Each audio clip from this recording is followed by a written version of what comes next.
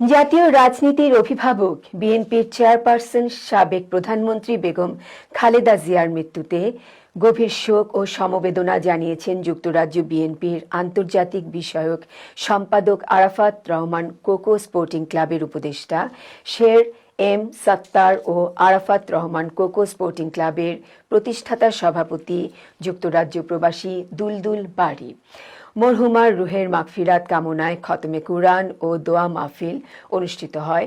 জগন্নাথপুর থেকে আমাদের সহকর্মী মোহাম্মদ আব্দুল হাই জানান, মঙ্গলবার শোক বার্তায় শের এম সাত্তার ও দুলদুল বারী বলেন, বাংলাদেশের সকল গণতান্ত্রিক আন্দোলন সংগ্রামের আপসহীন নেত্রী, জাতীয় ঐক্য ও গণতন্ত্রের প্রতীক, জাতীয় রাজনীতির অভিভাবক হয়ে ওঠা বেগম খালেদা জিয়া ছিলেন বাংলাদেশের রাজনীতির এক জীবন্ত কিংবদন্তি।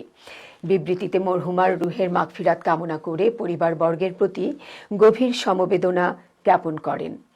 এদিকে শের এম সাত্তার ও দুলদুল বারীর পৃথক আয়োজনে সাবেক প্রধানমন্ত্রী বেগম খালেদা জিয়ার রুহের মাগফিরাত কামনায় জগন্নাথপুর উপজেলার বিভিন্ন মসজিদে খতমে কুরআন ও দোয়া মাহফিল অনুষ্ঠিত হয়।